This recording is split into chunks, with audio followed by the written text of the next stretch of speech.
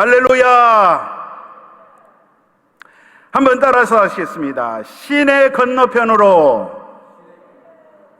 시내 건너편으로, 이와 같은 제목으로 오늘 본문 말씀 요한복음 18장 1절부터 9절까지의 말씀 근거해서 은혜를 나누도록 하겠습니다. 여러분, 인생살이 하시면서 혹시 큰 죄를 지었든지 아니면은 무슨 잘못으로 인해서 경찰이나 수사관들의 쫓기는 생활을 혹시나 장기간 해보셨는지. 여러분, 우리 한국에 외국에서 이제 노동하시는 분들, 외국인 노동자들이 이제 한국에 와서 생활을 하시는데, 이제 그분들 가운데 불법 체류자로 그렇게 이제 생활하는 분들이 있습니다. 합법적이 아니고 불법으로 이렇게 남의 나라에서 말도 다르고 문화도 다르고 여러 가지 어려운 그런 환경 가운데 얼마나 불안하겠어요. 사람이 참 범죄에서 죄를 짓고 산다는 게 참 쉬운 일이 아니죠. 하루하루를 불안 초조 가운데 이렇게 살아갈 텐데, 그렇게 살아가는 심정을 오늘 설교하는 저는 좀 이해를 할 수 있을 것 같아요. 왜냐하면 제가 한 20년을 쫓기는 삶을 살았기 때문에. 무슨 말씀인고 하냐면, 제가 중국에서 중국 선교사로 20년간을 사역하면서 중국은 여러분 아시다시피 합법적으로, 법적으로 중국에는 이제 종교법이 있어서 법적으로 종교 활동을 외국인이 할 수 없게 돼 있어요. 선교 제한 국가이기 때문에 러시아만 해도 외국인이 종교청에 등록을 하고 선교 활동을 하는 게 그래도 가능하지만, 중국은 그렇게 할 수 없는 나라인데, 그곳에서 이제 살면서, 가족들과 함께 살면서 중국 국적을 가진 중국인들에게 거기서 복음을 전하고 신학교를 세우고, 또 그곳에서 양성된 중국인들을 통해서 또 중국의 각 지역의 교회들을 세워나가면서 참 늘 마음 졸이면서, 어떻게 보면은 지금까지 감사한 것은 제가 심장병 걸리지 않고 그렇게 살아온 것이 감사하고요. 참 오늘 여기 본문 요한복음 18장 1절 이하에 예수님께서 이제 주님의 때가 되어서 예수님의 3년의 그 공생애의 마지막 단계, 마무리를 하시면서 이제 체포되는 그러한 내용이 기록이 되어 있는데, 이 말씀을 묵상하면서 제가 중국에서 그렇게 선교했었을 때에 공안국에 또 종교국에 쫓기면서 처음에 이제 첫 해에 갔었을 때, 처음 해에는 이제 뭘 잘 몰라서 열정은 있고, 선교에 대한, 중국 선교에 대한 열정은 있고, 그 사역을 하다 보니까 시공안국에 붙잡혀서 3시간 조사받고, 그때는 이제 크게 제가 벌금을 내고 그런 건 아니었지만, 어쨌든 지내놓고 보니까 처음 제가 잡히기를 잘했다. 왜냐하면 그때 잡혔기 때문에 그 이후에 중국에서, 이 선교 제한 국가인 중국에서 어떻게 선교를 해야 될 것인지 그런 지혜가 생기더라고요. 그래서 제가 이렇게 이후에도 또 여러 번 붙잡히고, 그러나 바로 추방되지 않고 20여 년을 주님의 은혜 가운데 많은 교회를 개척하고 제자들을 양성할 수 있는 그런 은혜를 하나님께서 주셨는데, 오늘 특별히 여기 요한복음 18장에 나와 있는 예수님께서 이제 대적들의 손에 의해서 체포당하시고 인류 구속 사역을 이제 성취하실 때가 되었음을 보여주는 그러한 내용이 오늘 기록되어 있는데, 우리 1절부터 우리 한 구절씩 그 내용을 살펴보도록 하겠습니다. 1절에 보니까 예수께서 이 말씀을 하시고 제자들과 함께 기드론 시내 건너편으로 나가시니 그곳에 동산이 있는데 제자들과 함께 들어가시니라.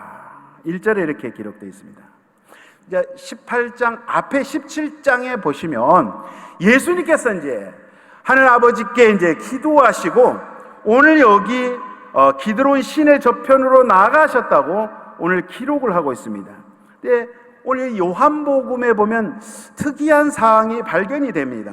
다른 세 복음, 그러니까 공간복음이라 하는 마태복음, 마가복음, 누가복음 이 세 복음서에는 기록이 어떻게 되어 있냐면, 자, 예수님께서 겟세마네 동산으로 가셨다, 또는 동산으로 가셨다, 갈람산으로 가셨다, 이렇게 기록을 하고 있는 반면에 오늘 여기 요한복음에서만 유독이 기드론 시내를 건너 가셨다라고 이렇게 기록을 하고 있어요.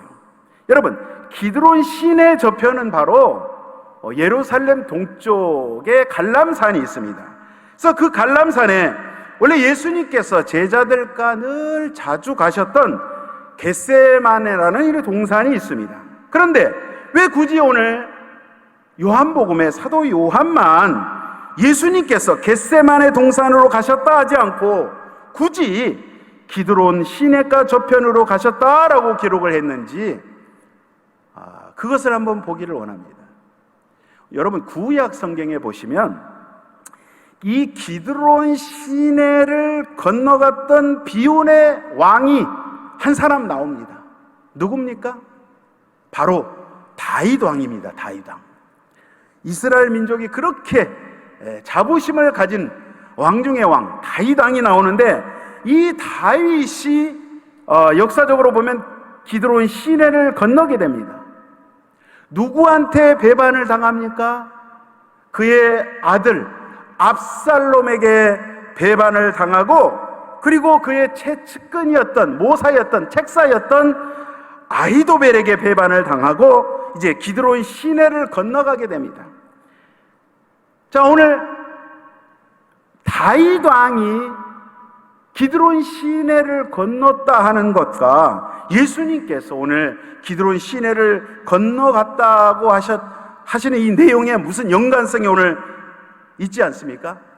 오늘 요한이 지금 이 얘기를 끌어다가 지금 어떻게 보면 과거 구약의 그 사건과 예수님의 오늘 이 사건을 오버랩하고 이렇게 겹치는, 이것을 통해서 뭔가 하나님께서 저와 여러분에게 말씀하시고자 하는 영적인 메시지가 있다는 사실입니다. 여러분, 사무엘하, 그 역사적인 기록인 사무엘하 15장 22절 23절 제가 읽어보겠습니다. 다윗이 이때에게 이르되 앞서 건너가라 하매 가드 사람 이때와 그의 수행자들과 그와 함께한 아이들이 다 건너가고 온 땅 사람이 큰 소리로 울며 모든 백성이 앞서 건너가매 왕도 기드론 시내를 건너가니 건너간 모든 백성이 광야길로 향하니라. 여러분, 다윗 왕이 그의 아들 압살롬의 모반 반란으로 인해서 이제 기드론 시내를 건너가게 됩니다. 최측근이었던, 여러분 이게 삼국지에 보면 유비의 이 책사였던 제갈량격에 해당되는 정말 당시에 그 이스라엘 그 시대 그 상황 가운데 가장 총명하고 모략이 뛰어났던 아히도벨이라는 다윗이 어떻게 보면 절친, 이 아히도벨도 세상의 그 왕권이 무엇인지, 그 권력이 무엇인지 압살롬의 계략에 넘어가가지고 압살롬 편이 되어버렸어요. 압살롬에게 이제 가버렸단 말이에요. 그런데 우리 하나님께서 어떻게 하셨냐면 이 아히도벨의 그 책략도 아주 무용지물로 주님께서 만들어버리시고 압살롬도 결국은 이제 패배하게 주님께서 만들어버리십니다. 결국 그들이 어떻게 죽게 됩니까? 그의 아들 압살롬은 여러분 잘 아시는 사건이죠. 나뭇가지에 머리가 꽂혀서 요압 왕에게 잡혀서 살해됩니다. 그의 책사였던 아히도멜도 가룟 유다처럼, 오늘 여기 이 사건에 나오는 가룟 유다처럼 목매달아서 이제 죽게 되는데, 오늘 여기 본문에 예수님께서 이 동산에 가셨던 이 내용과 우리가 연관해서 봤을 때 보니까 예수님의 최측근이었던 예수님의 사랑하는 12제자 가운데 가장 머리가 똑똑하고 정말 총명했던 가룟 유다가 예수님을 배반했단 말입니다. 그래서 이 가룟 유다의 편이 어떻게 보면 인간적으로 봤을 때는 가룟 유다가 승리하는 줄 알았어요. 가룟 유다의 그러한 계략으로 인해서 성공하는 줄 알았는데, 나중에 보니까 결국은 우리 주 예수 그리스도 예수님께서 승리를 하게 된다는 그러한 내용인 거예요. 다윗이 이전에 기드론 시내를 넘어갈 때 누구도 다윗이 승리할 것을 몰랐습니다. 그런데 우리 하나님께서, 절대 주권을 가지고 쓴 우리 야훼 하나님께서 그 사건에, 그의 인생 가운데 개입을 하시니까 기드론 시내를 건너서 어두움을 향해 갔던 다윗이 결국은 종국에 가서 승리를 하더라, 이런 내용을 오늘 보여주고 있는 거예요. 여러분, 우리 인생 가운데도 마찬가지로 하나님께서 저와 여러분의 삶에 개입하실 때 우리가 정말 하나님의 놀라우신 은혜를 입는 줄로 믿습니다.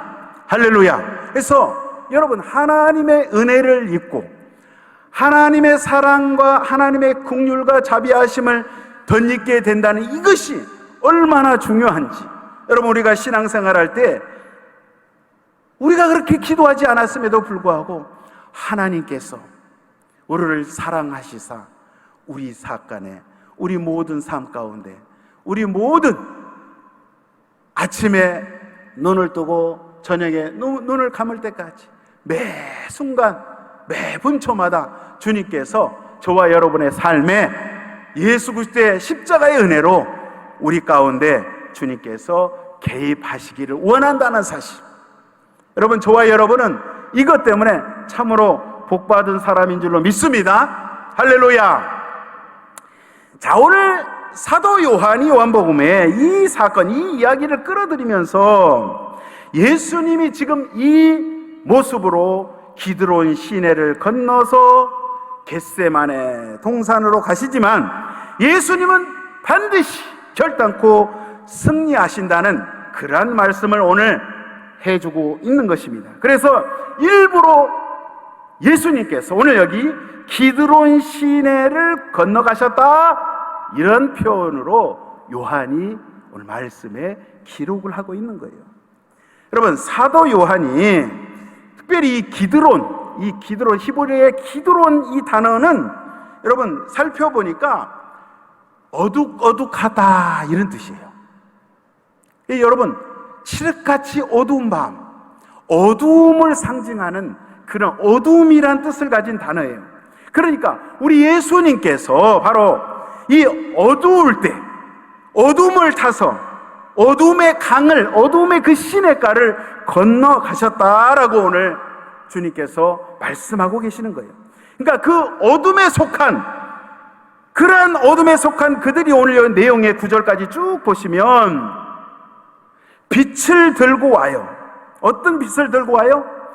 예수님을 체포하려고, 예수님 한 분을 잡으려고 로마 군인들과 그의 일당들이 무기와 횃불과 등불을 들고 예수님을 찾아오는데, 어떻게 보면은 아이러니합니다. 예수님이야말로 창세기부터 계시록까지 여러분 잘 아시지만 창세기 1장에 보시면 1장 1절 이하에 보면 태초에 하나님이 천지를 창조하시니라.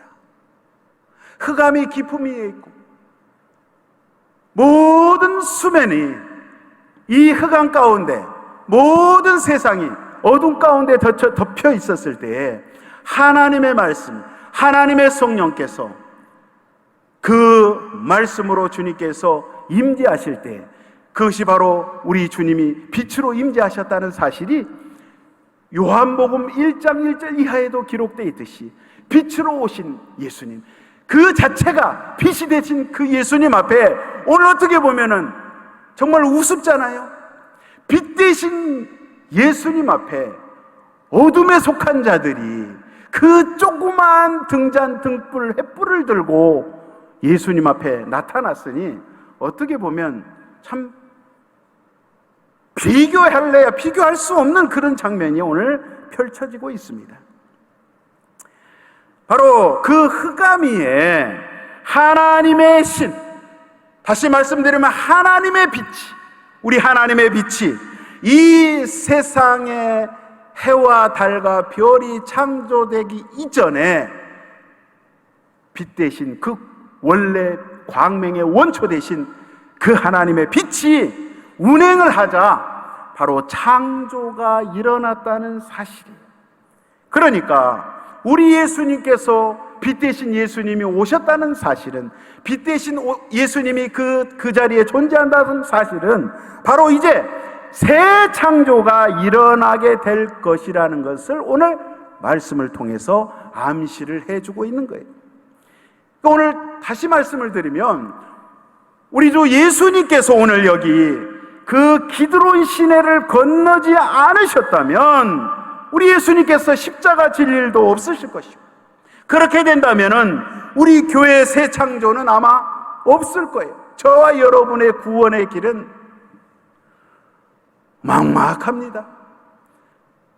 예수님께서 그 기드론 그 시내를, 그 암흑의 그 캄캄하고 그 무섭고 그 외롭고 쓸쓸한 그곳을 향해서 주님이 저와 여러분을 대신해서 저와 여러분을 살리시기 위해서 그 길을 갔다는 그것이 얼마나 감사한지.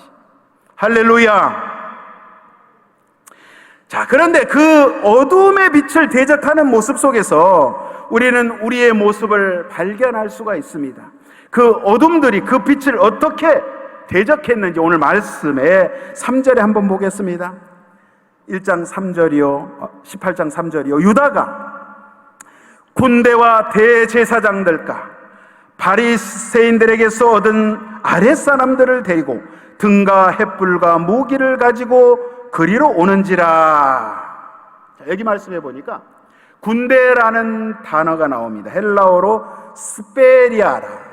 한번 따라서 하겠습니다. 스페리아. 자, 스페리아라는 단어가 나오는데 당시에 로마 군단, 로마 군인들, 이제 당시는 이제 이 이스라엘 유대 지역을 로마가 통치하고 있었기 때문에, 식민지로 통치하고 있었기 때문에 로마 군인들이 여기 지금 병력들이 와 있는데, 스페리아라는 이 단어는 로마 군병 보병 600명에 해당됩니다. 대략 600명 정도 당시에. 그러면 자, 예수님 한 분을 잡기 위해서 한 10사람이 와도 되고 뭐 좀 많으면 한 60명 정도 오면 되는데 600명? 그 이상이잖아요. 지금 보니까 당시의 상황을 보니까 예루살렘 성전에 오늘 예수님께서 십자가의 길을 가시기 전에 명절 기간이 있어요. 6월절 명절 기간이기 때문에 이스라엘 전 지역뿐만 아니라 전 세계에 흩어져 있던 모든 유대인 디아스포라들이 이곳의 명절을 지키기 위해서 예루살렘으로 모여들었을 때 혹시나 군중 가운데 소동이 일어날까봐 이 군대들이 지금 성전에서 지금 지키고 있는 거예요. 그런데 오늘 여기 가룟 유다의 배반, 가룟 유다를 통해서 오늘 예수님을 잡기 위해서 그들과 함께 이러한 무리들이 오게 됩니다.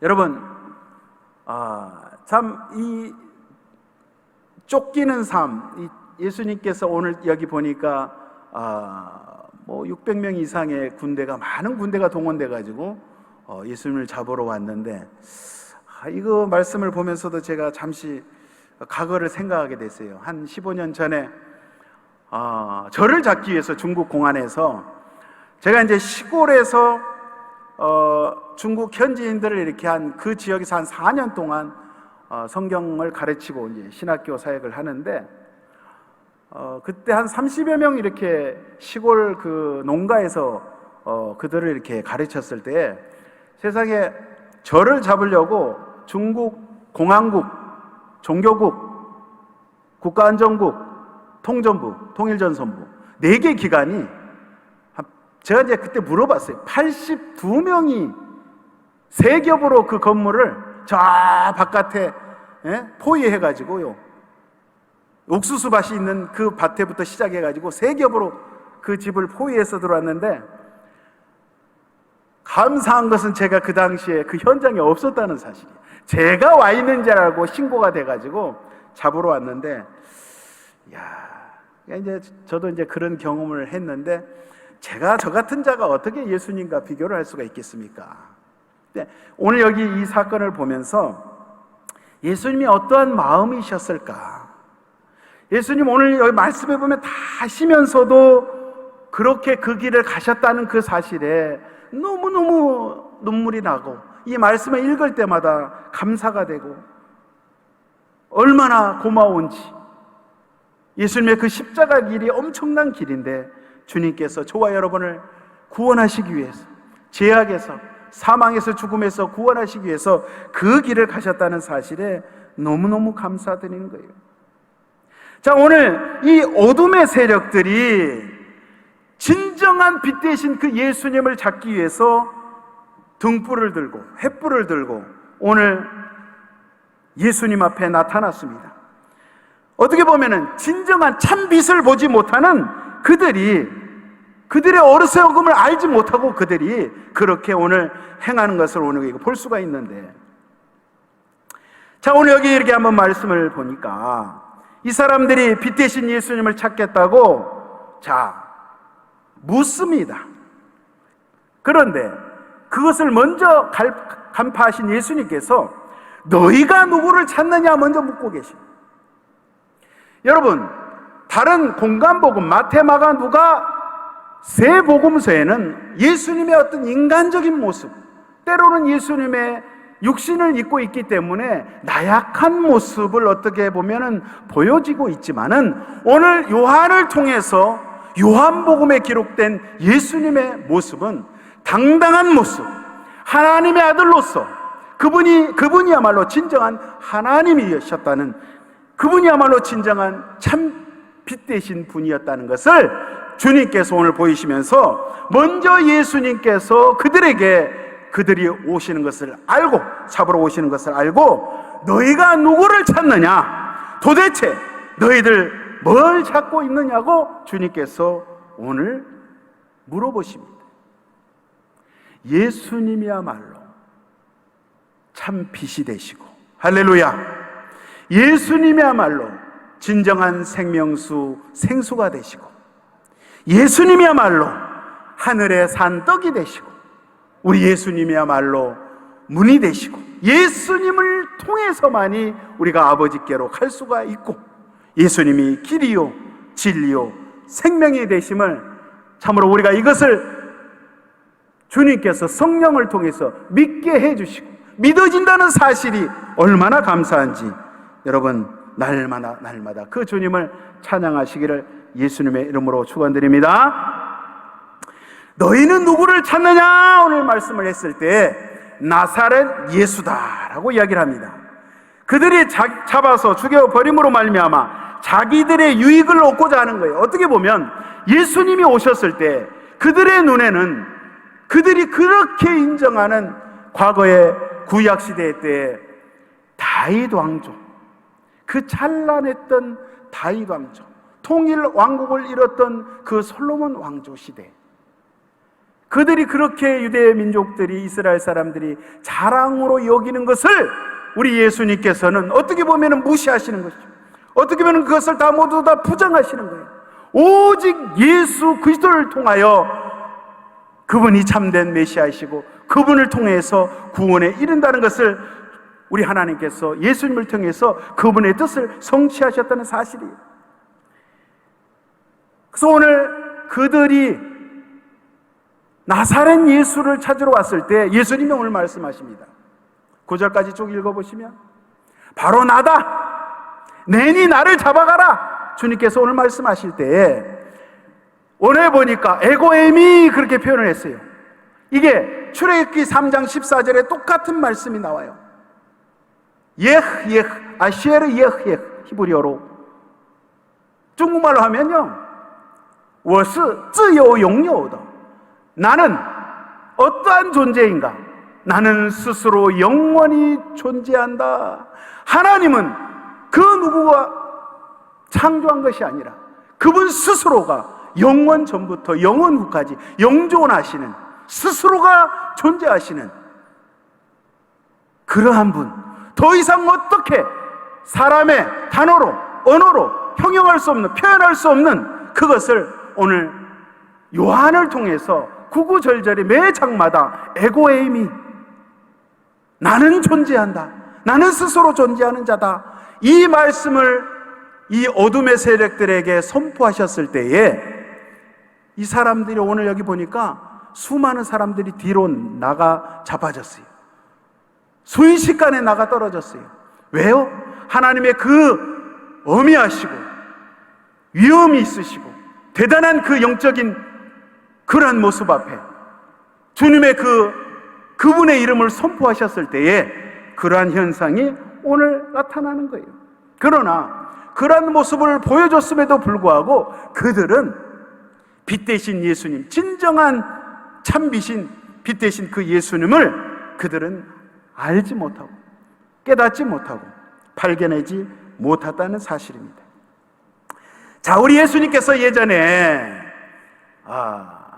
그분 예수님 자신에 대해서 이 어둠의 세력들에게 내가 세상의 빛이다라는 것을 확실하게 밝힌 적이 있어요. 요한복음 8장 12절 보시겠습니다. 예수께서 또 말씀하여 이르시되 나는 세상의 빛이니 나를 따르는 자는 어둠에 다니지 아니하고 생명의 빛을 얻으리라. 자, 여기 보시면 생명의 빛을 얻으리라. 그들은 빛을 알아보지 못하고 오늘 이 자리에, 이 동산에 예수님을 체포하려고 오늘 왔습니다. 여러분 8절에 보시면 재미있는 단어가 나옵니다. 8절 보겠습니다. 예수께서 대답하시되 너희에게 내가 그니라 하였으니 나를 찾거든 이 사람들이 가는 것을 용납하라. 오늘 여기 보시면 예수님께서 너희들이 나를 잡아가고 나와 함께 있는 이 11 제자들은 풀어줘라 이 말이에요. 어떻게 보면 예수님께서 조폭 2명도 아닌데 멋진 말씀을 하시잖아요. 야, 난 사람이면 되잖아. 나를 잡아가고 이들은 놓아줘라. 오늘 이렇게 말씀하실 때 오늘 여기 말씀 내용을 보니까 이미 예수님께서는 어떠한 일이 일어날 줄 다 아시고 계셨다는 사실이 오늘 4절에 기록하고 있습니다. 예수께서 그 당한 일을 다 아시고 나아가 이르시되 너희가 누구를 찾느냐. 예수님께서 다 알고 계신 거예요. 다 아시면서 주님께서 그 길을 스스로, 그것도 당당하게 주님께서 걸어갔다는 사실이에요. 왜 그렇게 하셨습니까? 왜 그렇게 그 기드론 어두움을 건너서 어둠을 향하여 가신 그 예수님, 뭘 위해서 예수님께서 그렇게 하셨나요?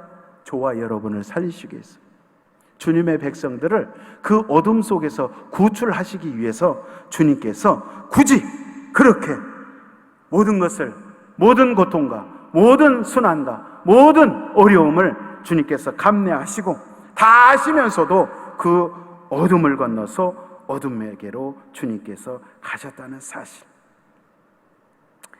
여러분, 예수님께서 나를 잡아가라, 내가 너희들이 나를 잡아가면 나도 어둠이 될 테니까 그래 날 잡아가고 이 제자들은 풀어줘라.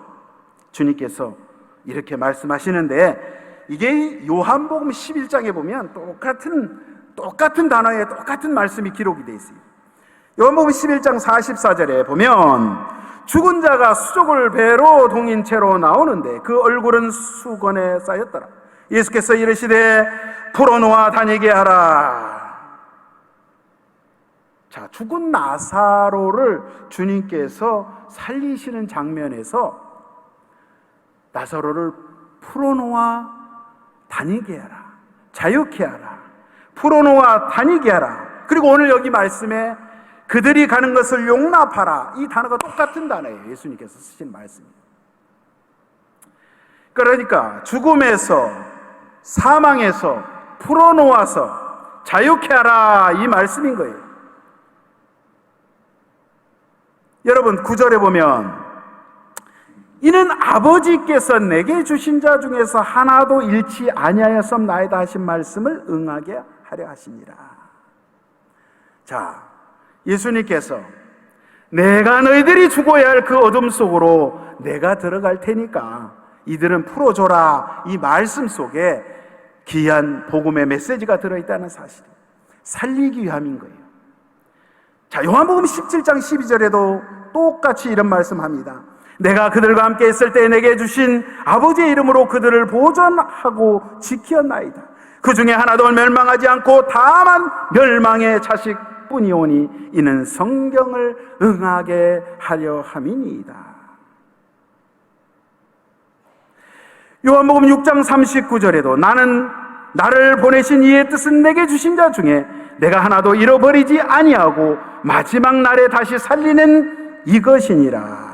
그러니까 우리 주님께서 아버지 하나님의 뜻을 이루시기 위해서 끝까지 이들을 놔주어라.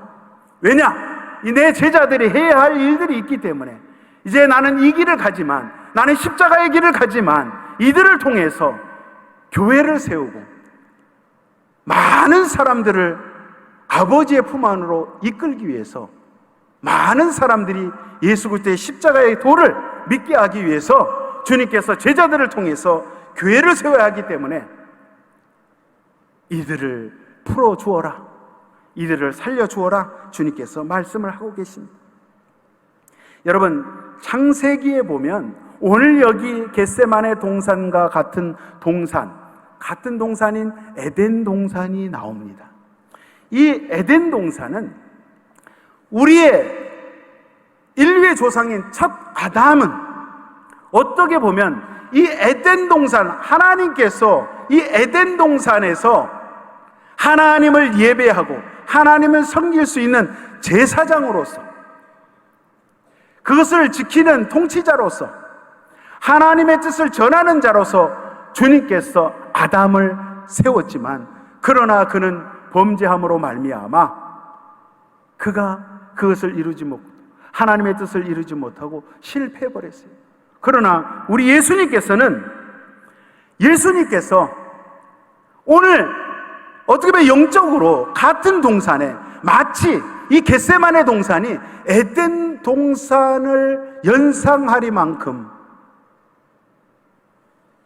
이 에덴 동산에 원래 아담이 그곳의 왕이요 제사장이요 선지자로 어떻게 보면 임명을 받았는데, 실패해버린 그 아담을 대신해서 둘째 아담 대신 우리 주 예수 그리스도를 통해서 이것을 다시 회복시키시는 그러한 내용을 오늘 본문 1절부터 1절 이하의 말씀을 통해서 예수님께서, 이 사건을 통해서 하나님께서 저와 여러분에게 알리시고자 한다는 거예요. 우리 예수님께서는 저와 여러분을 살리시고, 자, 어떻게 보면 제자들이 교회잖아요. 제자들을 통해서 교회를 세우고, 제자들을 통해서 이제 복음이 전파가 되고, 신랑 되신 예수님과 신부 되신 우리 교회, 예수님의 신부 되신 저와 여러분들, 우리 교회를 주님께서 살리시기 위하여서 주님께서 이 길, 어둠의 이 길로 달려가셨다는 사실을 오늘 그 기드론 시내를 건너가시면서 요한이 굳이 이 표현을 썼던 것은 저와 여러분에게 하나님께서 주님의 뜻이 이러한 것을 가지고 있다는 것을 주님께서 저와 여러분에게 알리시기 위해서 주님께서 오늘 말씀하셨다는 사실입니다. 할렐루야. 오늘은 성찬주일입니다. 여러분, 오늘 예수 그리스도의 피와 살을 상징하는 성찬을 통해서 우리가 다시 한번 우리 모든 죄, 그 죄를 모두 씻음받고 정결케 되셔서 이 9월달, 이 9월 한 달도 주님의 대속의 크신 은혜로 승리하며 살아가게 되시기를 주님의 이름으로 간곡히 축원드립니다. 우리 기도하겠습니다. 살아계신 우리 아버지, 좋으신 하나님 감사합니다. 아버지 하나님, 우리를 살리시기 위해서 그 어둠 가운데 그 아버지 쓸쓸하고 고독한 그 십자가의 길을 가시기 원하여 아버지 모든 것을 아셨음에도 불구하고 당당하게 우리를 위해서 걸어가시고 희생하신 그 예수님 앞에 다시 한번 주님 앞에 감사드립니다.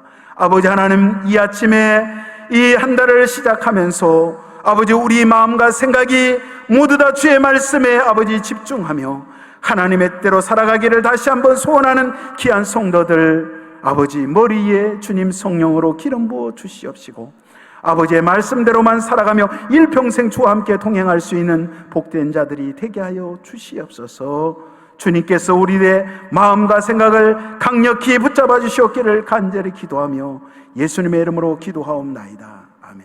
우리 이 시간의 말씀을 생각하시면서 우리 동성으로 한번 주여 삼창하시고 기도하겠습니다.